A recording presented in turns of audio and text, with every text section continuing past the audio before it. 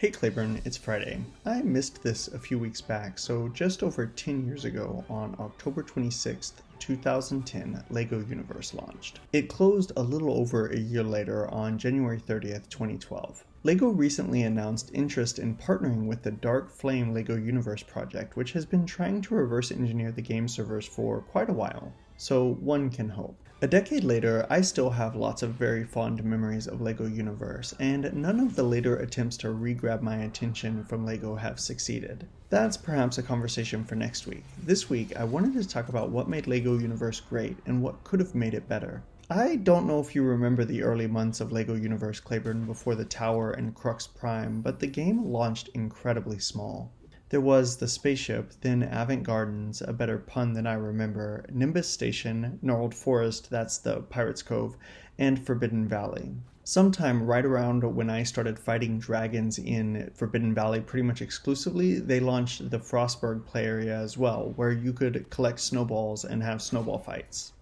The early days of LEGO Universe were honestly great before daily missions, levels, and all the other stats. You had hearts, armor, and imagination, and that was really it. In a lot of ways, that paralleled the early mechanics of Minecraft as well. The simplicity made the game less about grinding and more about doing whatever, which made sense in a game that was all about imagination. Unfortunately, whatever had a pretty narrow scope, LEGO Universe was more combat, less building. There was the collection mechanic, which drove a lot of the fighting because the mobs would drop pieces and gear just like any other MMO, but in most cases in LEGO Universe, these were largely cosmetic, and mostly didn't make sense to actually wear, to be honest.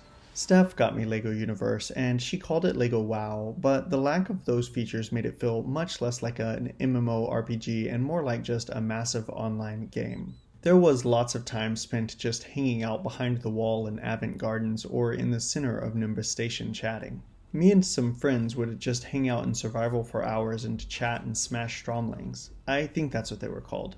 I wish LEGO had released some minifigs of them, and I can't think of a better way to celebrate the 10th anniversary of LEGO Universe other than a minifig series, especially since LEGO seems to have largely left LEGO Universe untouched since it closed.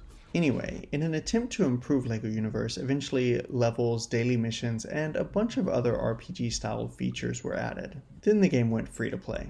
I honestly think the game lost some of its charm when they introduced these more RPG-style elements. I think that LEGO Universe could have differentiated itself by adding a core component of LEGO instead of a core component of RPGs.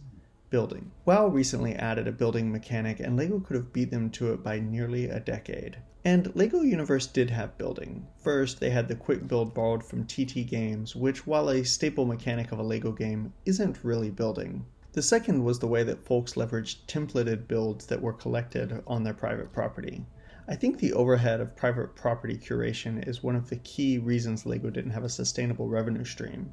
All the desire to prevent indecent exposure required massive amounts of moderation. Finally, there was a digital designer-esque tool which not many people used because it was hard. But properties were mostly trophy cases, just a way to display what you built with limited interaction ability and no way to impact or present it on the world itself. LEGO Universe could have been the first game with the Fortnite mechanic of shaping the surroundings to make a more beneficial arena. Sure, it sounds like it'd have been chaotic and messy, and it likely would have, but given that LEGO was providing the parts for castles, how awesome would it have been to see teams of builders assembling a stronghold in the middle of Crux Prime? And that type of mechanic seems clearly on theme for a game built with Legos and about saving imagination. LEGO Universe's development was fraught with conflict between and within the studio, with a lack of design direction and an unstable revenue model. In its place, several other video games have been released and then shelved, meeting the same fate. But still, a decade later, I can't help but think it launched something great. Claiborne, I'll see you on Tuesday.